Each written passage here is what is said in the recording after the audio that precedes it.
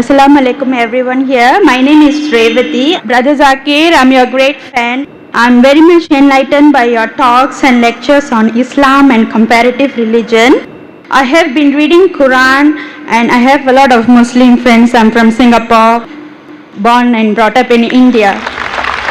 I have some questions and please clarify. Thank you so much. My question is, can we relate the regeneration of skin for hellfire as stated in Quran chapter 4 verse 56 as reincarnation of new life for real suffering? Thank you. Sister asked a very good question. Thank you. She said that can we relate? She said that she has heard my talks and she is impressed, alhamdulillah. That's the reason she's quoting with reference, alhamdulillah. She's saying that the Quran says in Surah Nisa chapter 4 verse 56 that the skin is replaced so that you can feel the pain. Is it similar to reincarnation and a person is born again in this world? Sister, both are different. What Quran says in Surah Nisa chapter 4 verse 56, as to those who reject our signs, we shall cast them in the hellfire, and as often as their skins are roasted, we shall give them fresh skin so that they shall feel the pain. Previously science thought that only brain was responsible for feeling of pain. Today we come to know that in the skin there are pain receptors which are responsible for feeling of pain, which we did not know earlier.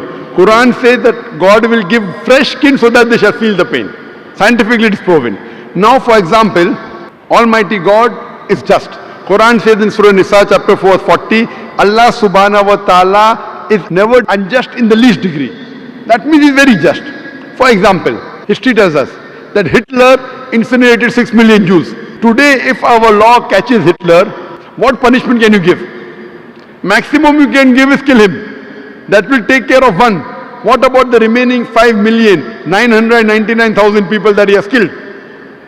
In the Akhirah, in next life, Almighty God says, as to those who reject our signs, we shall cast them in the hellfire. As often as the skins are roasted, we'll give them a fresh skin. If Almighty God wants to incinerate Hitler 6 million times, he can do it. 12 million times he can do it. This is an example of the punishment in the next life. This does not justify about the cycle of rebirth. This cycle of rebirth, sister, if you read in the Vedas, Veda is the most authentic book amongst all the Hindu scriptures. The Veda speaks about Punarjanam. In Rig Ved, volume number 10, Punarjanam. Punar means next, Janam means birth. Even we believe in next birth. Even Quran talks about next life. Once we die, we'll be resurrected on the day of judgment. Same thing Veda says. Punarjanam means next life. But the scholars of Hinduism, they came out with a philosophy known as Samskara. Samskara in Hinduism, it is the cycle of birth, rebirth, birth, rebirth, birth, rebirth.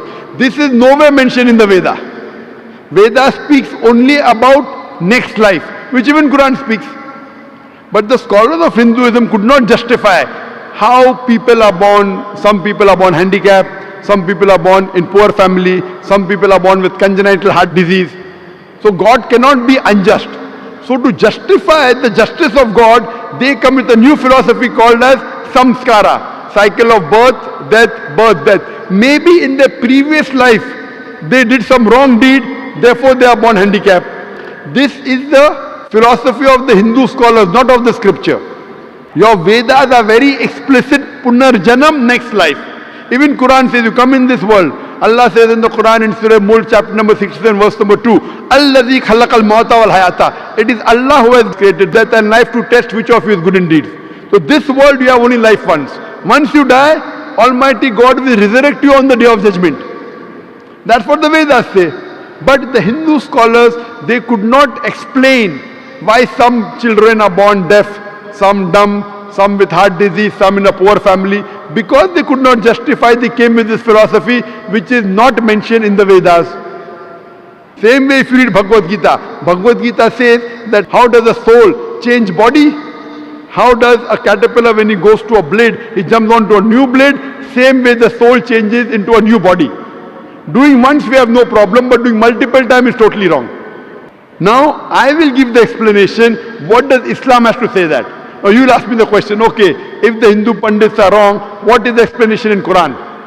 In Islam, As I mentioned, Allah says in Surah Mulk chapter 16 verse number 2, Allazi khalaqal mauta wal hayata. It's Almighty God has created death and life to test which of his good deeds.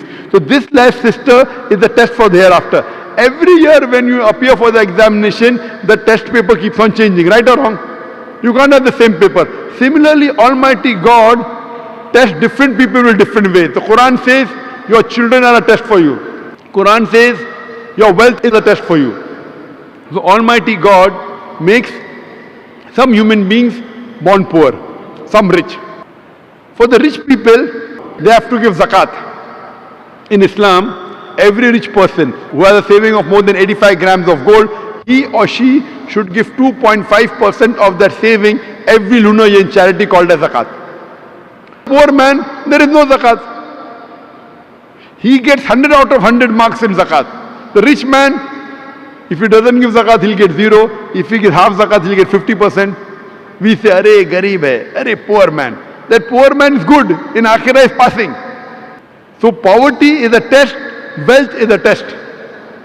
Whether do you follow the commandment of Almighty God. The Quran says even your children are a test. Maybe there's a couple who's very pious. To that couple is born a baby who has congenital heart disease. That baby has done no sin. Quran says every child is born as a masoom. Every child is born sinless.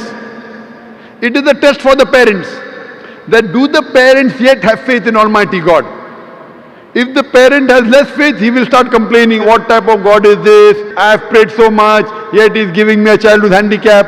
A good Muslim, he will say, Alhamdulillah, praise be to Allah. He will accept it. He will not complain. Maybe God wants to give that parent higher degree. If you pass your bachelor's in arts, easy test, you get bachelor's degree.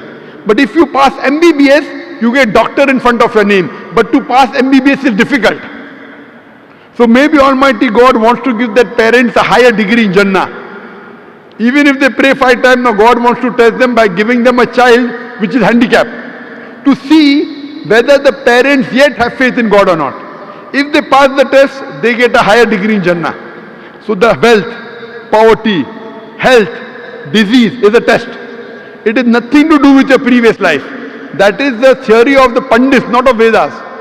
So Veda is the same thing what Quran is talking about. You come in this world once, then you have next life, Punarjanam. But not death, birth, death, birth. This is not part of Veda.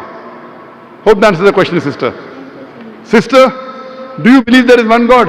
I believe that there is one God and Prophet is a final messenger. Thank you. MashaAllah. Do you believe idol worship is wrong? No, I'm not doing idol worship for the past 9 MashaAllah. years. And, I would like to take Shahada with my children in Singapore later. Thank you so much.